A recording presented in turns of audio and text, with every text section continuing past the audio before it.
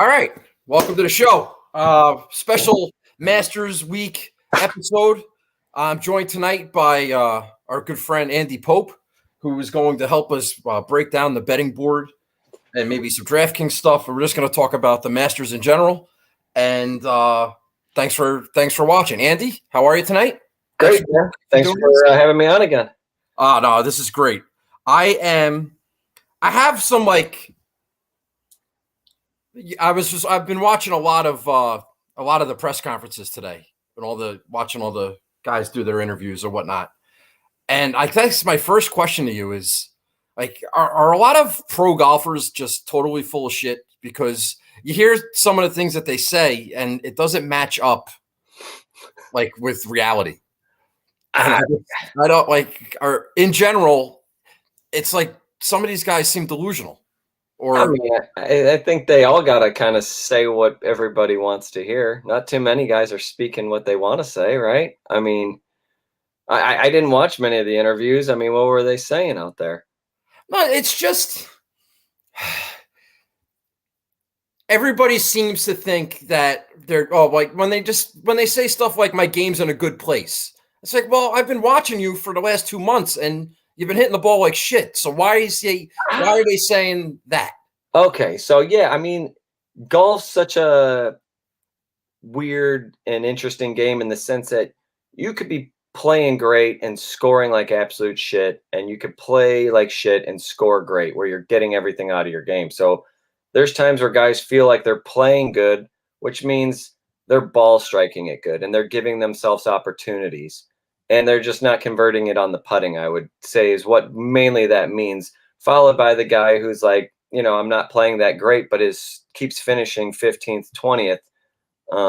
But yeah, when guys are saying, "Hey, I'm playing good," it's probably they feel like they're giving themselves a lot of opportunities, but probably not taking advantage of all of them. So they feel like they're putting themselves in a decent spot.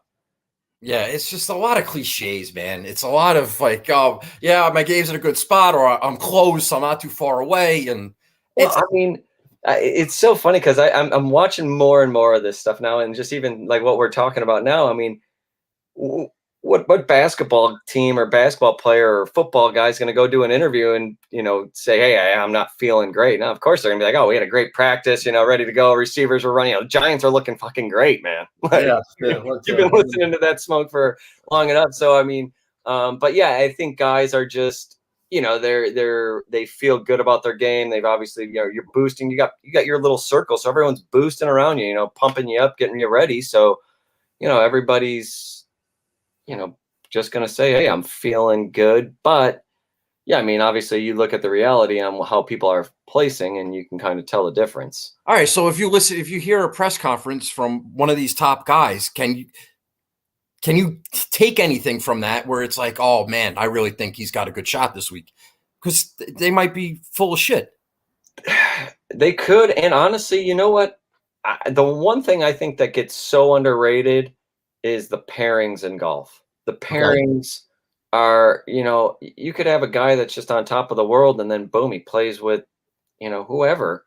And now all of a sudden he gets annoyed or somebody gets under their skin or something happens. And so I think that's always something I would be interested to look at and see how guys played, first couple of days with certain pairings or certain players. I'm sure there's got to be something out there that shows, hey, if you get paired with this X player, typically, guys shoot a shot or two over their average. But yeah, I mean, guys are feeling good, man. They're ready to go. They're out there. They're having practice rounds, probably having fun, enjoying themselves, getting ready. And so for the most part, I'd say 90% of the guys are probably feeling great, like they have a chance. Okay. Well, on the subject of pairings, I was talking with my brother today, and he likes Louis a little bit. He likes Joaquin Niemann a little bit, but they got paired with Tiger. And he is concerned now that it's like, how are they going to handle that? That's going to be hysteria. Is that something that he should be concerned himself with? I tell you, I think Niemann's going to be top 3 to 5 in the world in the next 9 months. Okay. So I think he's somebody that, he's probably going to embrace this. I think he's going to love it. And I think Louis loves it. So I wouldn't worry about either of those with that pairing. All right. Louis awesome. He's a gamer. Okay. I got him down on my sheet here. Yeah, Louis is awesome. I mean, that's not going to bother either of those guys. And I really think Neiman, I think he could be, top whatever here shortly. Okay. Well, I think that it's interesting what you said though about getting paired with maybe like an annoying guy. Like Colin and DJ are paired with Billy Horschel. Like everyone knows, like Billy Horschel's like that guy's a pain in the ass. Right. He can be annoying. Like that's his reputation. Billy Horschel's annoying. 100%. And you like DJ, it's like I don't know. He's gonna mess up DJ's flow. It's like is that something you're talking about? I mean, 100%, right? I mean, if all of a sudden DJ's out there just trying to be himself, doing this and that, and next thing you know, Billy Horschel's walking in 30 footers on Thursday on hole 5 on him, DJ's 2 over, he might not be able to come out of that funk. It's little stuff like that, it's just interesting. So yeah, no, I would 100%. I wrote down, I saw an interesting stat. It said something about the winners the last like 12 years have all been inside the top 28 in the world ranking. So I wrote down the top 30, kind of went through some of the guys and crossed off some of the guys that I wouldn't play. And one of the other stats I saw on the Masters was the guy, no player was inside the top 40 in putting leading up to that. All the guys were outside of the top 40 in putting. So I kind of went through this top thing and I took off the best putters, and Billy was one of them. Okay. So I crossed Billy off. I also crossed off Cameron Smith off that list.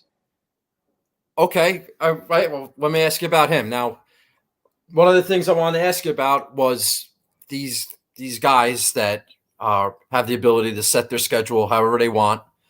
And Cam Smith wins the Players, then backs out of the match play, and the Players is going to be the last tournament he played going into the Masters. Now, can you take anything from that? Is that a negative? Is that weird? Is that? Well, I mean, he took off. I know. So his caddy, I've known, awesome dude, and so I know Cam he took off because his family was in, and so he was just hanging out. Because remember, his family was in town. They had just first time he had seen him. So yeah, I mean, no offense to him, and I don't know him well enough like that, but like, yeah, I mean, he hasn't played in 3 weeks. Right? I mean, wouldn't that be a? Yeah, and when you look at his round and the Players and how he played, that's like the most unbelievable putting display you've ever seen. Where at a place like Augusta, I think it's the guy that hits it the best has the best chance. Personally, I mean, you don't have to be the best putter to win at Augusta because the par 5s are reachable. You've got plenty of spots. So typically it's not the best putters that win. So that's why I had him knocked off. And yeah, I mean, that's quite a layover, but I mean, he's obviously getting ready. Those guys obviously aren't messing around. So it's not like they're going to be not prepared or anything, but yeah, there's reasons I would say, you haven't played in 3 weeks where, you got guys that are coming off that are hot. I mean, I got one guy that I tell you, the one person I love at the best value that no one talks about, and I'm surprised at where his world ranking is right now, is Gary Woodland. Okay. I think Gary Woodland's the best pick at he's close to 100 to 1. I saw he was next to Lanto in world ranking. I mean, dude knows how to win on a big stage. He is just played well at Honda. He just played really well at Bay Hill. He just played good at Valero.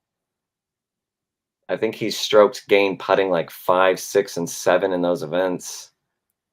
I think Gary Woodland is a live dog. Yeah, I think he's hands down the best pick. I saw a couple people like had a bracket of 5, like who would you pick out of these guys? And I couldn't believe Gary Woodland was at the 6,800 or 7,000 for DraftKings. Yeah. So yeah, like he was one of because we're going to do the Calcutta tomorrow.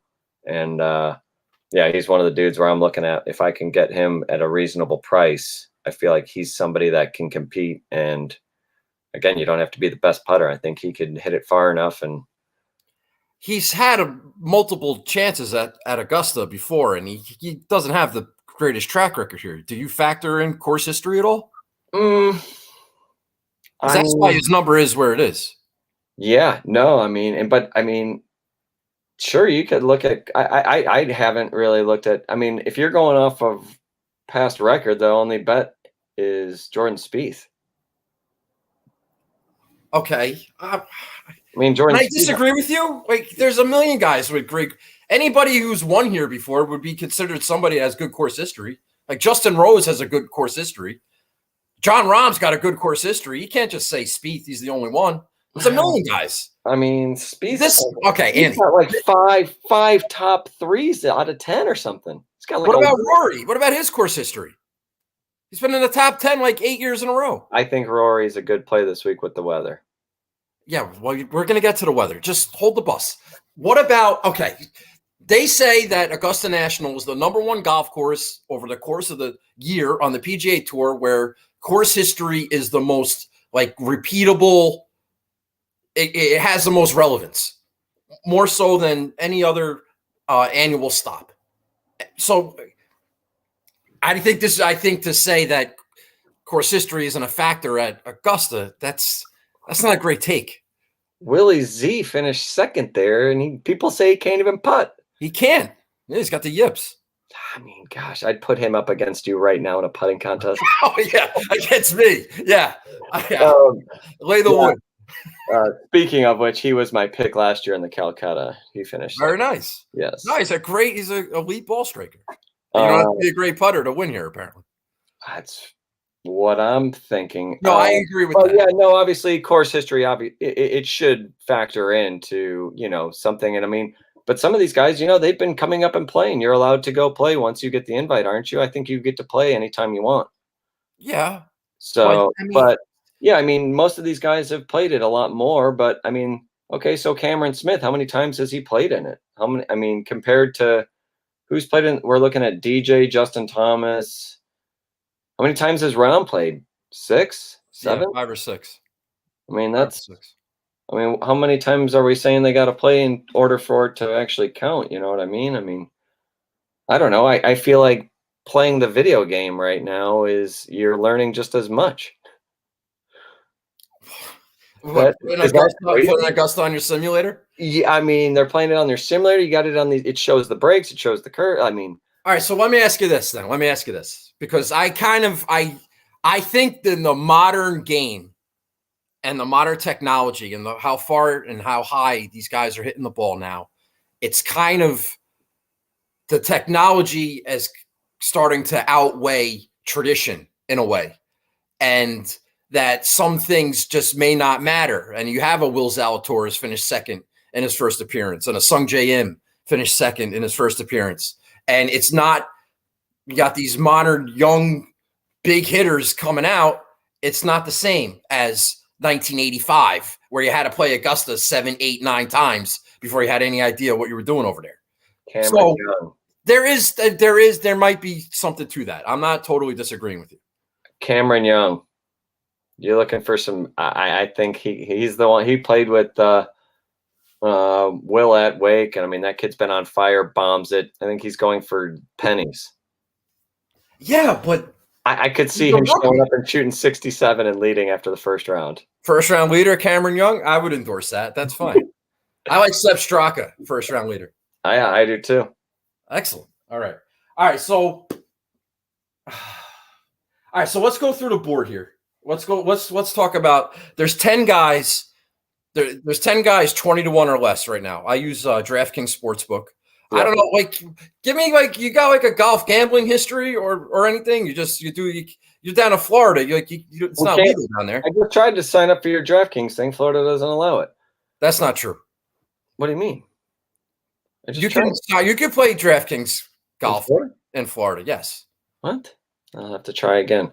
You can't bet on DraftKings Sportsbook, but you can play daily fantasy on DraftKings. It might be a different app. Maybe you're looking at the wrong app. Since it took you 20 minutes to get our computers straightened out. Let's get back to the Calcutta history here. So we did in a Calcutta the last 12 years. Me and this group of friends, I'll call them, and more degenerates. So anyways, we started doing this in 2010. First year, we bought one guy in the Calcutta, Lee Westwood. Okay. T2, loses to Phil Mickelson. Yeah. Good history. Bought him for, I think, $350. It paid like close to $5,000. Next year, we pick Jason Day, nobody knows about yet. Finishes second. So the following year, I believe we didn't have it. 2013, Tiger's coming off of some sort of surgery. Nobody wanted to touch him. We bought Tiger, I think, for 1,100. He finished T4. Right? Yeah. T4th. It gets to 2018 where we get on this run of we buy one player and the Calcutta explodes, and we buy Patrick Reed. And he That wins worked out. all right. We buy him for $799, and I think it paid $32,000. All right. I need to. Can you just explain? Well, Yes, me, I wanted to tell people what the Calcutta was and like how it works and why it's so great, and it's the coolest bet there is. Hit me. Yes. Calcutta is you need a lot of players for this. So 50 guys or 100 guys or 20 guys. You can do it with 20 guys, but you auction off the players. So only one person can get DJ, one person can get JT, Tiger, and so on. So we have a live auction for each player. And so we do it on the internet. You have a 30-minute rule, so you can bid up to, if I bid on the guy at 401, he goes till 431. And then if someone bids on him, you bid him on 425, it goes till 455, it extends. So the Calcutta pays first, second, third, fourth. And then they do low amateur pays, low amateur or senior pays, a couple percentages so everybody gets bought. But in a Calcutta, if you can buy a player and get them at the same true odds, and then also get paid on second, third, and fourth, the value is insane. So when I bought Patrick Reed, he was $799, which was $800. He was going off at 30 to 35 to 1 that year, and I think we got paid close to 40 to 1. But if he would have finished second, we were going to get 30% of the pot. And if he would have finished third, we were going to get 20% of the pot, and fourth gets 10% of the pot. Is there a salary cap? No. So no. you could just buy anyone. You could buy 5 top players. Yes. Yeah. So like some guys put together these monster teams because there'll be a couple of buddies that are all together, and they're like, hey, I bought Scheffler, Hovland, Cameron Smith, Kokrak, Jordan Spieth. And you're like, holy shnikes, you just spent 20 grand. Yeah. So then that guy probably calls a couple of his buddies and says, hey, it's $200 a share. How many shares you want? So, and in the past, we've just done it with a couple of buddies. The one year, 2000, after Patrick Reed, the next year, a couple of guys were at my house. We played 36 that day. They're still playing, so I won't say who they were, but they were just hyped about Tiger in 2019. So we bought Tiger, I think, for $3,200, and then Tiger hits.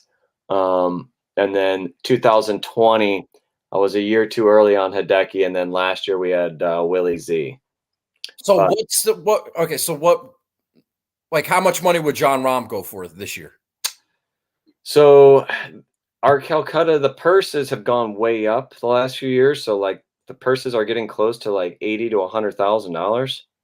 So if the purse is $100,000, someone like Rahm's going to go for close to like $6,000. Okay.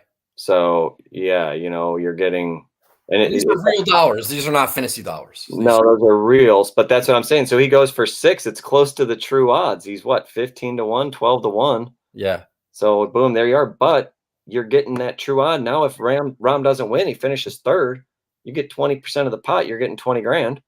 You're still a winner. But the pot's not, there's not a set, you don't know what the pot's going to be until the bidding's over. Yeah. And it's huge if you can kind of snipe some guys early, and then guys get desperate because, I'm bidding on Sergio. I'm like, I want Sergio. Nagels, Bagels want Sergio. We're going back and forth. Next thing you know, somebody else comes in, bids us up. Boom, you get them. Now all of a sudden, I haven't been paying attention to the other guys. Half the field's cleared off, and now I'm betting on, I'm buying Kevin Na for $1,800. So it's pretty fun. It's a really good time. We have fun doing it. So yeah, I mean, we're going to do it again tomorrow. and see what happens. All right. Well, best of luck with that. Let me Yeah, know that's who you end up that's with. why I try to stay away from these big guys. They're fairly expensive. I mean, I can't I can't afford any of these guys. Yeah. I All right. mean, Well, so that's why I'm looking in the value column. that's why you're making a case for Gary Woodland and Cameron Young. That's correct. I got it. That is All right. correct. We're all caught up now. All right. Are you factoring in I think you have to. You're going to be this weather that we're going to have. It's gonna wreak havoc on 100%. this. And they're gonna have 20-mile-an-hour west wind. Apparently, the fact that it's coming in from the west is relevant, being the face on some of the par fives. And I think with the rain, if the fairways are going to be kind of soft, then you're going to want to lean, guys that can hit it out there. You're gonna want bombers. See, it's interesting. As much as I want to say that, I totally agree with that. I mean, Kevin was just here. Kisner, we were here playing after Bay Hill. A guy like Kevin Kisner comes right to mind. You know what I mean? He's gonna drive it well. He's not gonna hit it far, but I tell you what, he's just as good with a 4-iron as he is with a 6 or 7 or 8. You know what I mean? It's crazy because I agree with what you're saying, but then all of a sudden I think of, give me Kevin or give me Kevin Kisner all of a sudden, because if it's going to be windy and kind of shitty, that's kind of the guy I want. The guy that can chip it and putt it. All of a sudden you get those big guys that they don't quite have as great of short games as some of these other guys. I think the bad weather brings in the short games more than it does the length. Doesn't it? Okay. But don't they have to just play like perfect golf in order to just to contend? I see. This is the course where, I think the smart golfer can get it around. I think this is the course you plug it around for 2-3 under and you're fine. I mean, sure, some guy like Dustin can go shoot 7 or 8, or Rory can go blast it, but winning score sticks right around 12. It's always, guys aren't shooting 20s. No, so, I think it'll be under. I think it'll be in single digits this year. You do? Yeah, maybe 8, 9 under, something like that.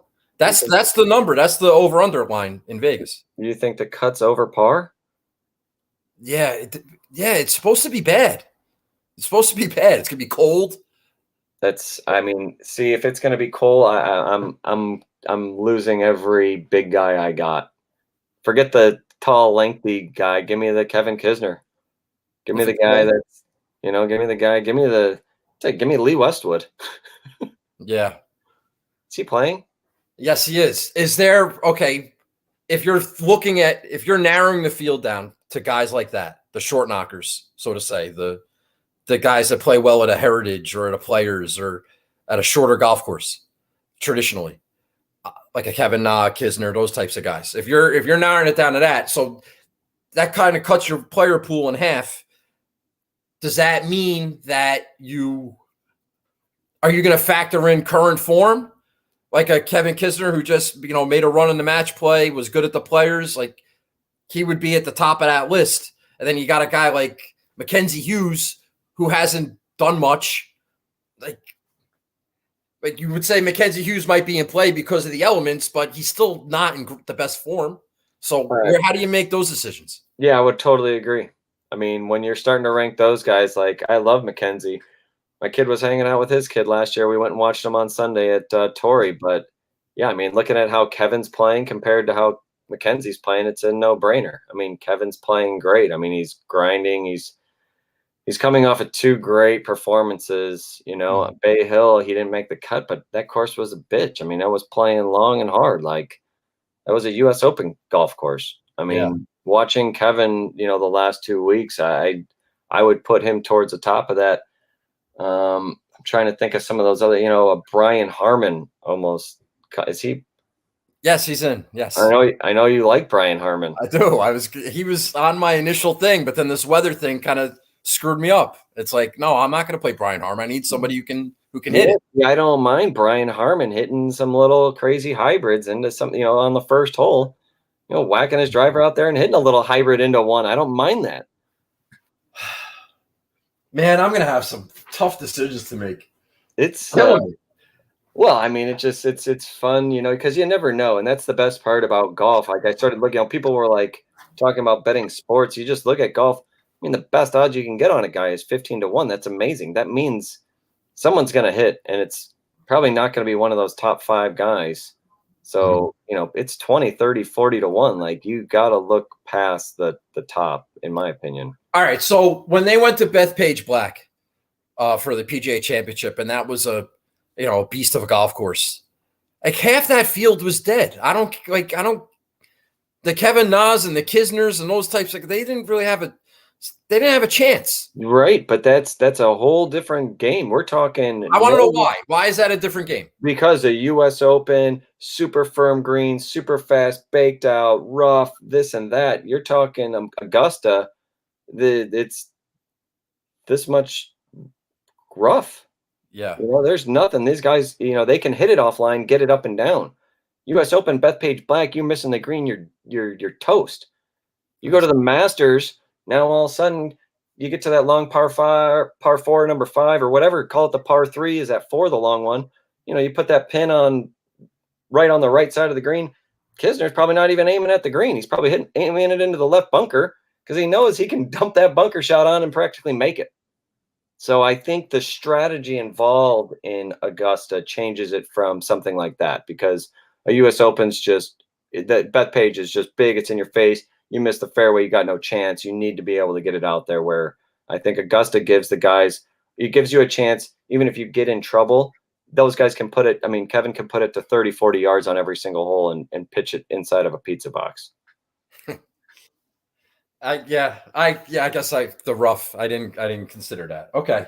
All right. So like I was trying to started this before I got distracted. If we do, so there's like we talked about the top 10 players in the world, and we look at the top of the odds board. You got 10 guys. 5 of them are at 20-1 exactly, and the other 5 are under 20-1.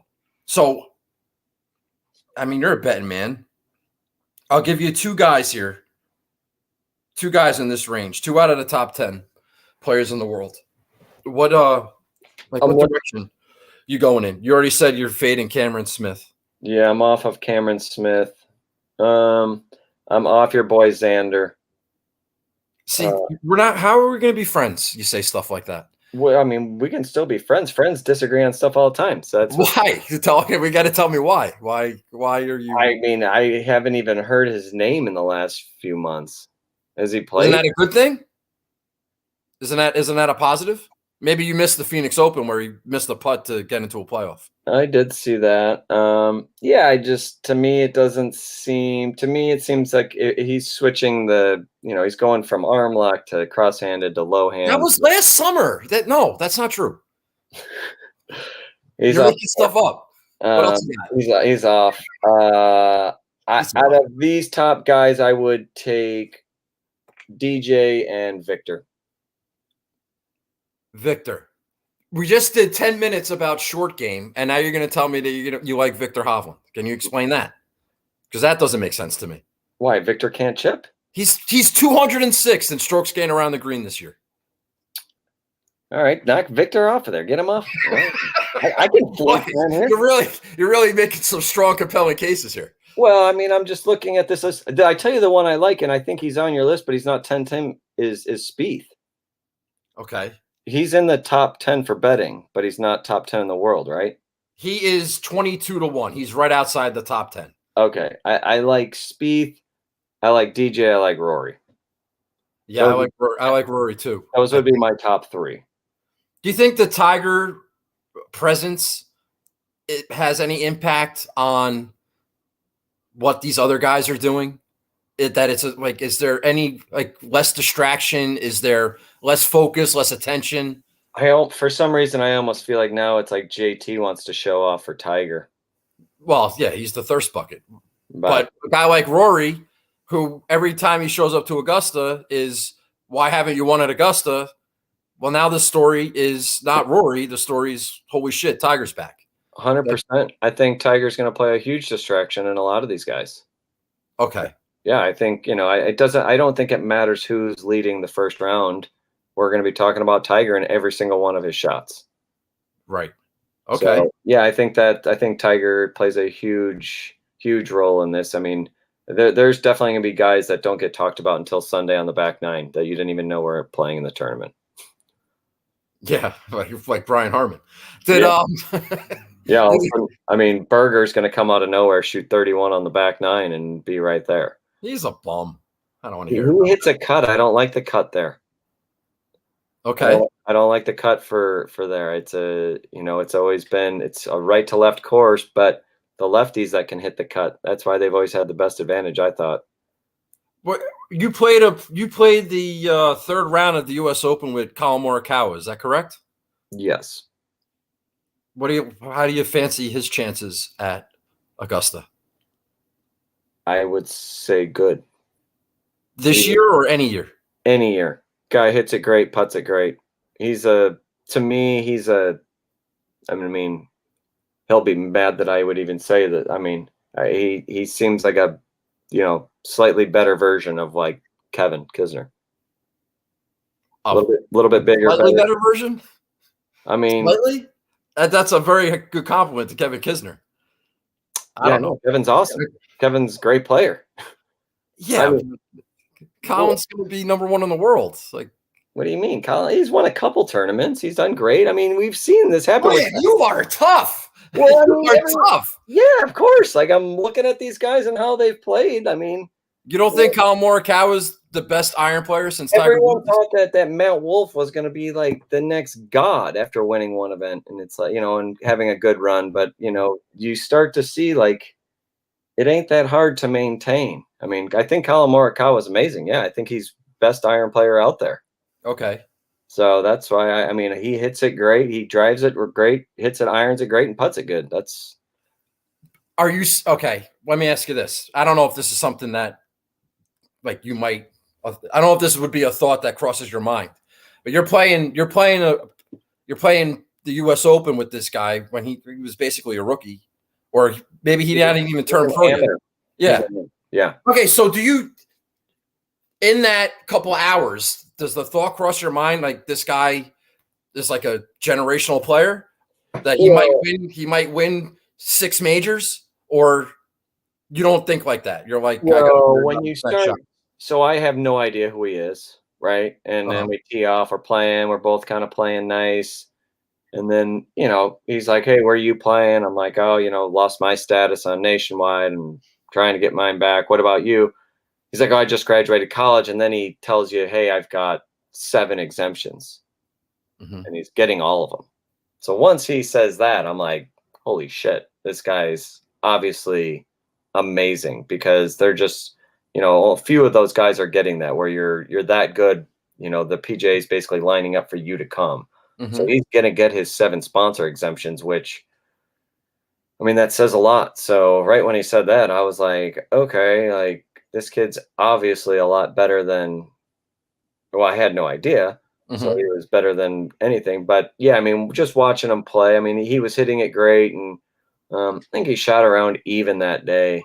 But you could tell he just hit it and drove it great. But, did I think he was going to win 10 majors? No. Playing, he was young, but, it was funny. I saw him at Torrey last summer, and I'm like, it's been 2 years since we saw each other.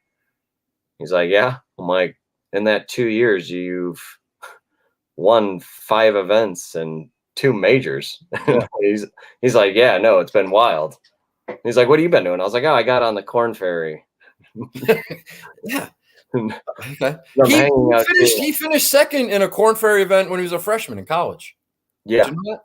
Yeah. No, and that's what I mean. So like someone like that, where it's like he's that good. But you don't see him hit an iron. You don't see him hit a 4-iron and be like, holy shit. I haven't seen that since I saw Tiger play. Nothing like that. That's what I'm asking. No.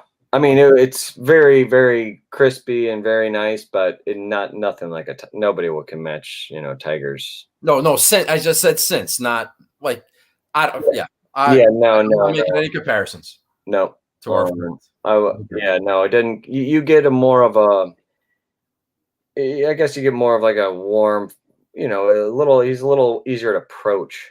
You know what I mean? Some of these golfers aren't exactly easy to approach. I saw Rahm's interview. I thought that was hilarious, and Okay. that was the truth. Did you see that? When he was talking about Tiger.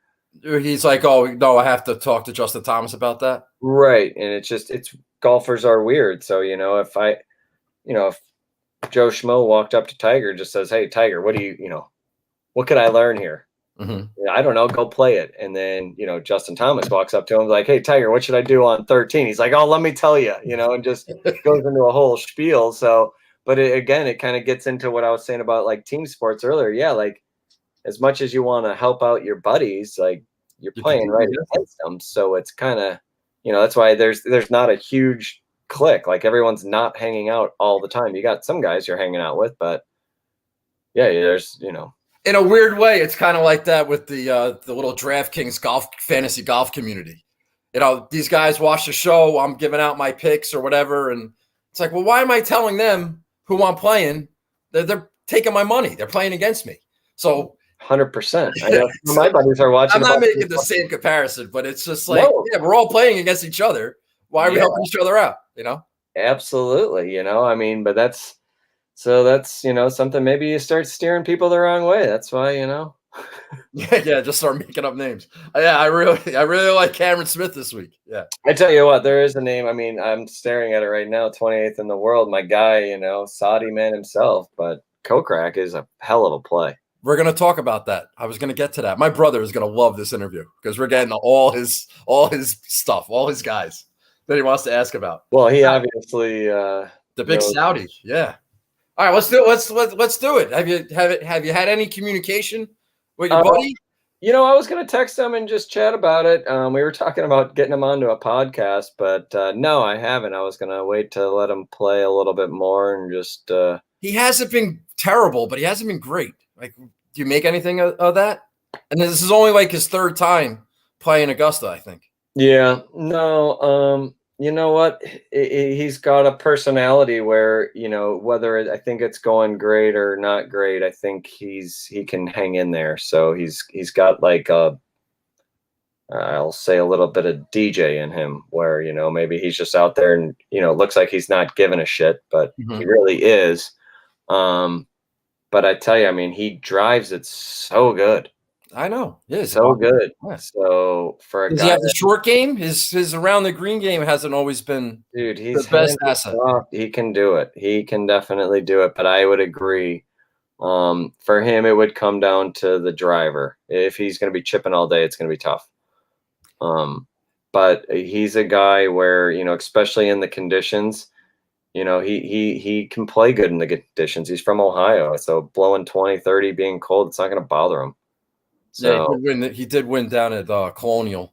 Yeah. No, I think Jay's a great pick. I saw his value or his odds, and I thought that was way too high. Yeah, I played him last year. I thought it was sneaky. He's good on bent grass greens, and he seems to be a good fit. He's obviously long enough. You throw in the weather and the importance of getting up and down and short game and saving par. It's like if his putter's if he's not rolling the rock, that could be trouble. But no, 100%. But nobody's playing him. Like it's like everyone's playing Max Homa. They're like both in the same range. Yeah, no, I wouldn't even. That's bananas to me. Why? Because of Max or because of? I mean, if I was playing, Kokrak and Max Homa straight up, I would pick Kokrak every time. All right, Kenny, did you hear that? All right, yeah. Good. Good enough. All right, so just finishing up the top of the board. Just give me a little thought on some, like, just from the top down. Your Rahms, JT. We haven't really talked about. I mean, like I said, I think JT is super motivated this week, right? Yeah, let's talk about motivation. My friend Charlie's making a case for some of his guys that some guys are more motivated than others. Do you have any response to? I think that's kind of a crazy take. I think it's a major, it's the Masters. There's motivation for everybody. No, I think that plays a huge factor into some of the stuff, man. Look at Ryan Brehm. I've played a bunch of Monday qualifiers with him the last couple of years. Him and his wife played a bunch with him, but like, all of a sudden, he gets that last event. Yeah. I mean, that guy's thinking like, dude, I gotta win this thing. I gotta win this thing, even though, oh, I'm trying to tell myself I'm not. It's like all of a sudden you get out there, he's just like, no, I'm gonna win. I'm gonna win. You know what I mean? Like motivation can play a huge factor. And I think that JT and this whole Tiger thing, I think there could be something there that I would say JT has the motivation because of Tiger being there. Okay, but does he have more motivations than a Rory or a Rahm or anybody else? That's like, how can he have more motivation? Well, like I said, I think he's there. I mean, and I don't know this, but I would say he's the best buddy with Tiger out of all these guys. So it's Tiger's comeback. JT feels, he's the one that's buddies with them. Like he's going to show Tiger. Yeah, I mean, I don't know. There could. You're not buying that? I mean, I'm not saying that people aren't motivated. Of course, all these guys are motivated. I'm not saying one can be more motivated than another. But you're a professional golfer. All right. Sure. So, I mean, some of these guys have shitty taste in their mouths from last year. Some of them don't. Yeah. You know who's got a shitty taste in his mouth from last year? Do you know? Who? Xander Schauffele. Yeah, that triple was the best triple I ever on 16. Don't you dare. I will hang up this phone right now. Don't you dare.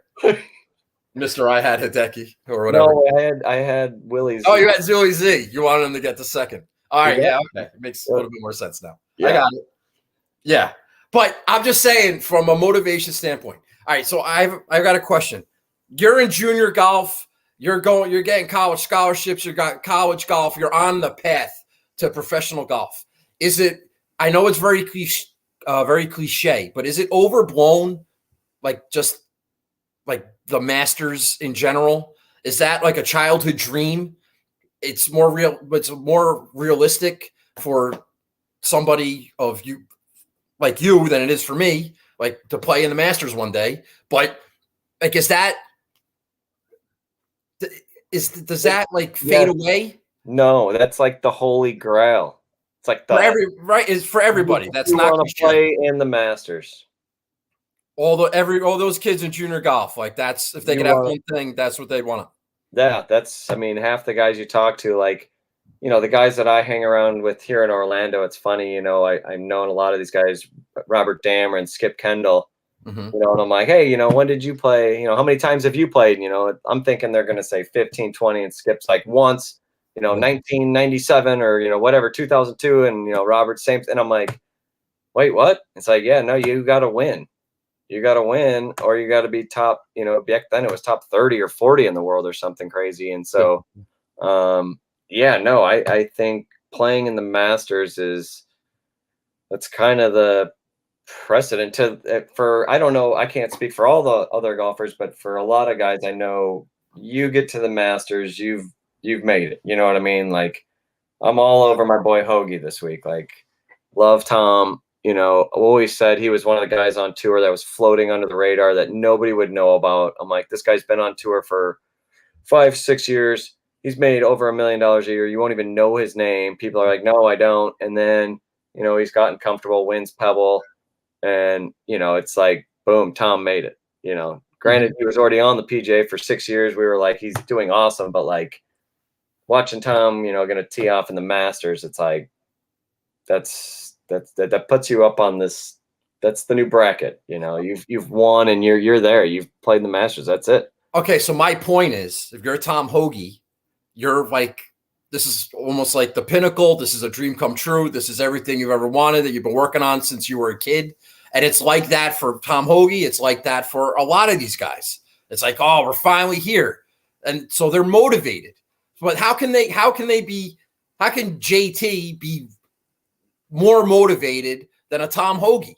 I understand. Like, I just think that they're all like, this is it. Like, well, I would say because maybe someone like Tom doesn't know his way around Augusta. He's soaking it in more. He's going to the tent for the first time. He's going to eat some pimento cheese sandwiches with his family for the first time. Yeah.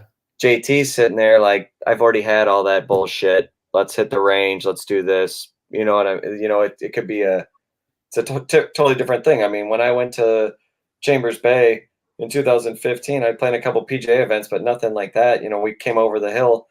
I mean, we were, me and my wife and my buddy that was caddying, the kid was 18 years old.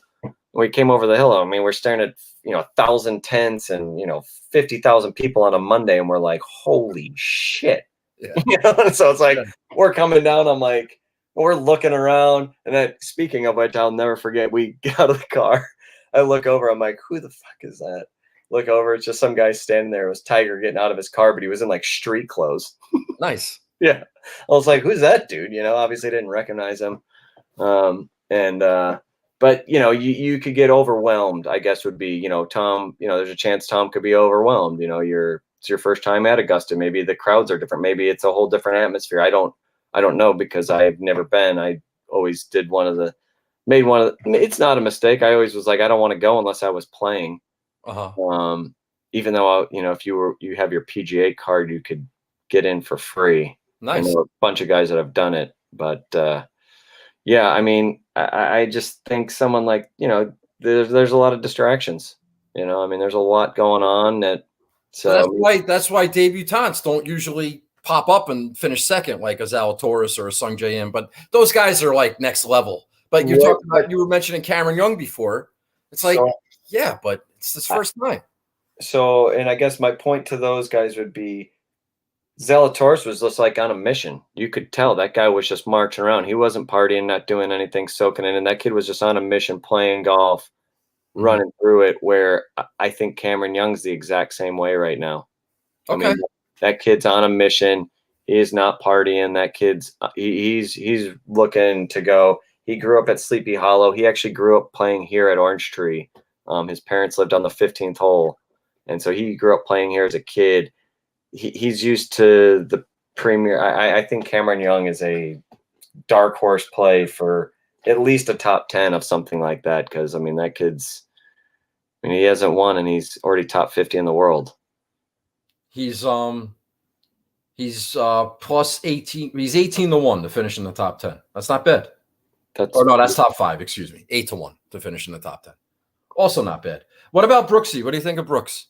He's been playing. He's popped up a little bit. He seems to be healthy. Seems to be coming into form. Plays well at majors. Yeah, I'd sell him, but again, I don't know. I mean, it seems to me with Brooks, he kind of peaked. Really? Okay. I don't know. I mean, I could be totally wrong.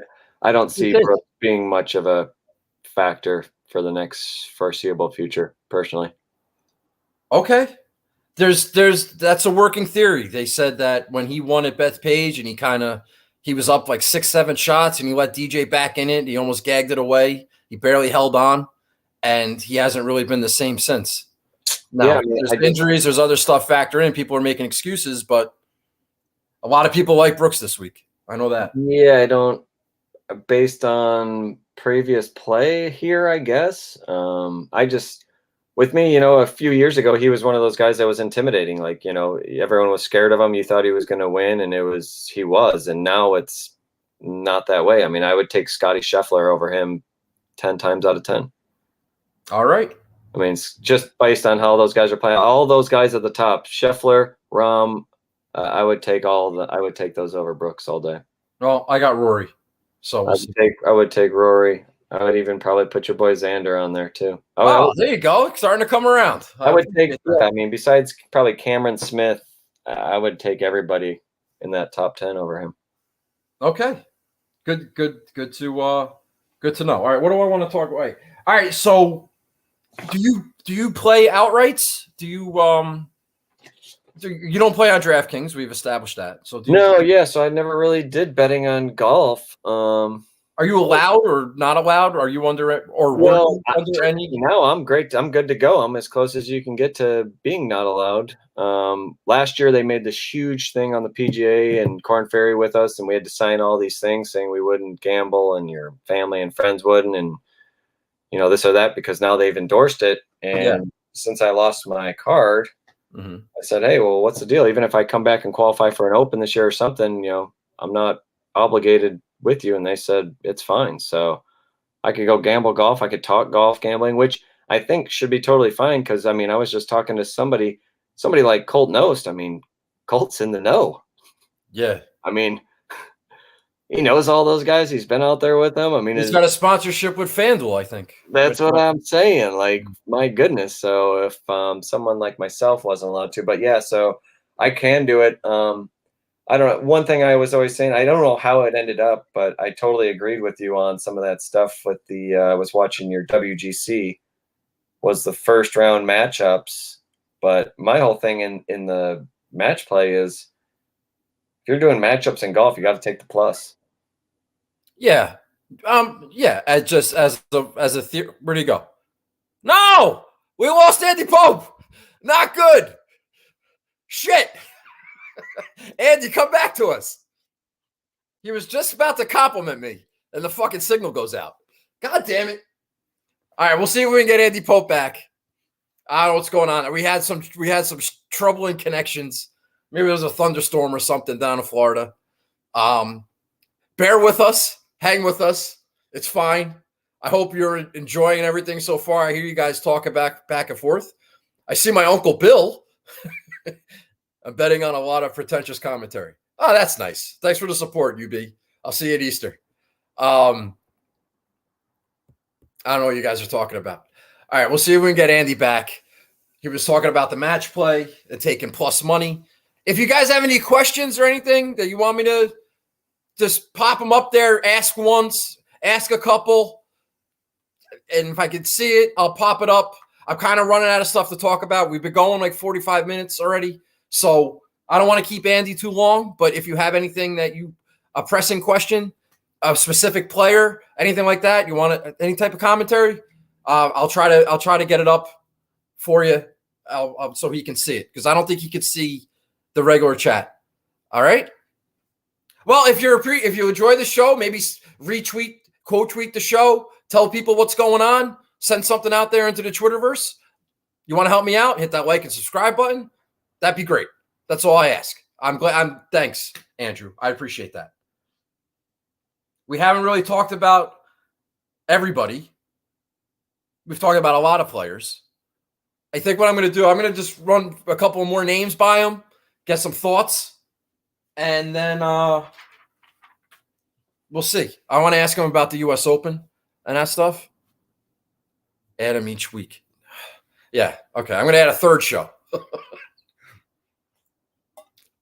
Thanks, Dave. Things are good in moderation. All right? Things are good in moderation. Let me see. I'm going to send him a message. And we'll see if we can get him back. It says I lost internet. Well, that's not good. Well, that's not good. That's a shame. That's a shame. We lost Andy Pope. He was in the middle of a compliment. Storm? Is there a storm down there? He is in I think he's in like Orlando, North Florida. Maybe it's the same storm that's battering Augusta right now.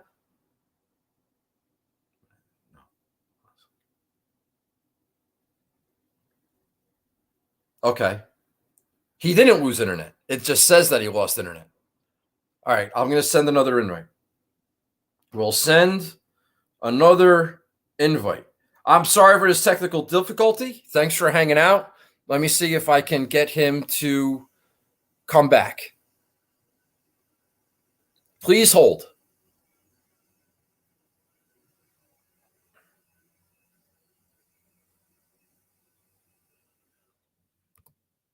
Bum, bum, bum. No, I don't want that.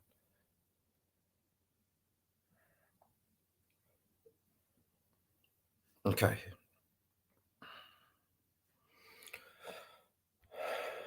Okay. I will I sent him another invite.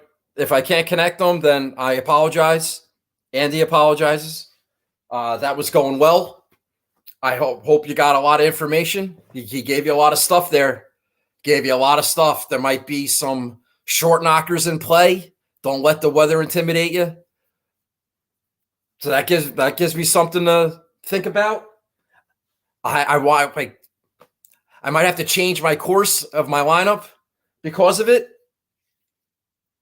Really likes Kevin Kisner. You heard that. He likes Cameron Young. He likes Gary Woodland, which doesn't really fit Jason Kokrak. So a lot of value guys. So that's interesting. If he's not back in a minute or two, I'm going to close this out. And I'm sincerely apologize. I just told you guys, tell people about it. I don't know what else to tell. I don't know what to tell you. I don't know what to tell you. So annoying. Like, I got good stuff here. I got good stuff. I wanted to get a Euro angle. I wanted to get. We already talked about bomber versus short knockers. So that's fine. I wanted to ask about injuries. I got good stuff. But I don't think he's coming back. I'm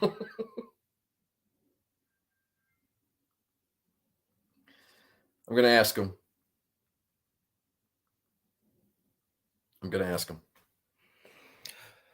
Anybody got any no one's saying anything. I guess that's good. Freaking sweating. Drinking coffee. I'm in this. I put on my quarter zip. Where is it? There it is. My Adidas. Put on my little. But I'm melting. Not sure what the fuck happened. Trying internet goods. Computer says no. Freaking amateur hour. It took us 20 minutes to get connected. He had to restart his computer. I don't know how this guy makes it to the first tee for a third. I don't know how he makes it to the first tee time. Maybe we continue tomorrow. Okay. Yes, but only for 20 minutes or so. Okay, Andy's going to come back tomorrow. Get your shit in order, my friend. You throw in my friend there. Makes it seem classy. All right. So tomorrow night, around 7:30, Andy Pope's going to come back on. Yeah, 7:30. Let me confirm that time. And then you'll have your traditional Wednesday at 8 show after that. Although if Andy Pope gives me some knowledge that makes me want to make changes to my lineup, we'll figure it out. If we do it on the fly. All right, Andy Pope's going to come back tomorrow night. All right, so I'm going to go. Thanks for watching. Sorry for the abrupt ending. That sucks. We're going to continue tomorrow night. Only me. I swear to God. Everybody else having smooth Masters content, no problems, uninterrupted. No, not me. I got half a show. I got to continue tomorrow, and then I have to do an elongated Wednesday. It's fine. It's golf. You got to adapt and overcome. Right, Steve? Adapt and overcome. So that's what we'll do. All right, so thanks for watching. We'll finish our interview with Andy tomorrow. He already committed, and then we'll just do our regular Wednesday at 8. All right? I'll see you guys tomorrow night.